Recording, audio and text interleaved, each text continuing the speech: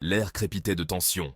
Fang Yuan, un jeune homme aux yeux emplis de la sagesse des âges, se tenait devant le vieil intendant enragé. La chambre opulente, habituellement un lieu d'autorité tranquille, résonnait maintenant de la fureur de l'intendant. Fang Yuan avait osé défier l'ordre établi, ses actions constituant un défi direct à l'autorité de l'intendant. Insolent, tu oses me défier dans mon propre domaine? Fang Yuan soutint son regard, sans broncher. Il savait qu'il valait mieux ne pas se dérober. La peur était une faiblesse, une faille dans son armure que ses ennemis exploiteraient. Fang Yuan était seul. L'affrontement dégénéra à la vitesse de l'éclair.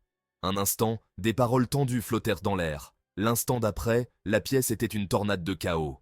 Les serviteurs, encouragés par la fureur de l'intendant, se jetèrent sur Fang Yuan. Fang Yuan, malgré sa frêle silhouette, était rapide. Il se déplaçait avec une grâce qui démentait sa jeunesse, esquivant les coups, parant les attaques. Une douleur aiguë lui traversa le bras lorsqu'une lame trouva sa cible. Le vieil intendant observait la mêlée, un sourire cruel aux lèvres.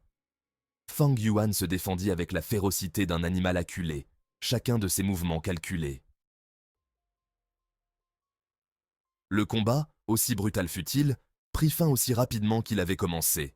Fang Yuan, meurtri et contusionné, gisait affalé contre le mur aux sculptures complexes. Du sang tachetait ses vêtements, témoignage de la cruauté des serviteurs. Que cela te serve de leçon. Ne sous-estime plus jamais mon autorité. Il cracha au sol près de la tête de Fang Yuan et quitta la pièce d'un pas vif. Les serviteurs, le visage empourpré par l'effort et la malveillance, lancèrent à Fang Yuan des regards venimeux avant de suivre leur maître. Seul, Fang Yuan s'accorda un moment de faiblesse. Il appuya une main sur ses côtes, grimaçant sous la douleur lancinante. Il était blessé, mais il était vivant. Les jours se transformèrent en nuit, chacun étant un supplice alors que Fang Yuan soignait ses blessures. Les serviteurs, enhardis par leur victoire, firent de sa vie un enfer. Ils chuchotèrent des railleries, sabotaient ses tâches, leur cruauté un rappel constant de sa position précaire. Mais Fang Yuan endura. Il observait, il écoutait, et il planifiait. Il savait que son salut résidait dans l'exploitation même du système qui cherchait à l'écraser. Le vieil homme aspirait à l'ordre, exigeait une obéissance absolue. Je lui donnerais les deux, mais avec une petite touche qui servirait mes propres intérêts. Il commença subtilement, se montrant plus serviable. Le regard baissé, ses paroles soigneusement choisies.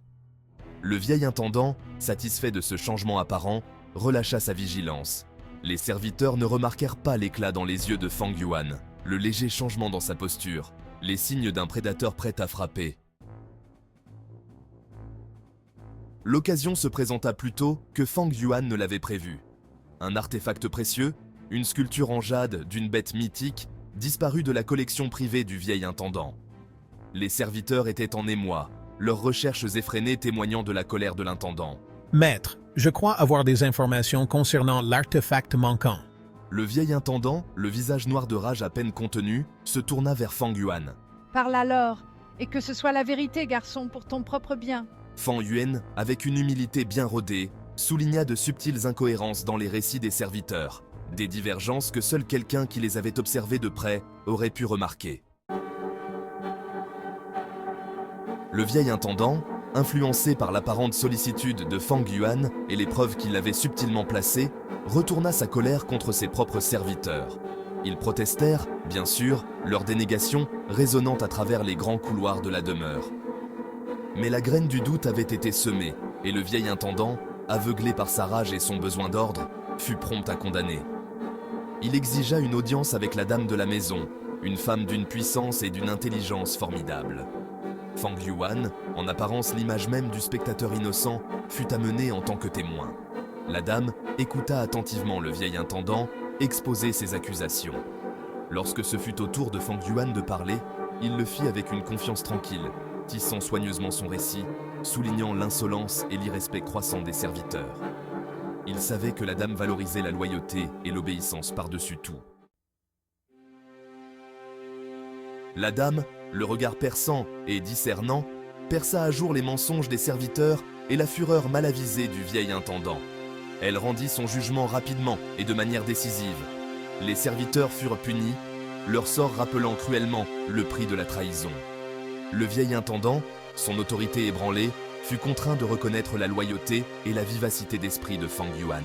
Tu m'as bien servi, tu as ma gratitude. C'était une victoire, mais Fang Yuan savait qu'il valait mieux ne pas s'en enorgueillir.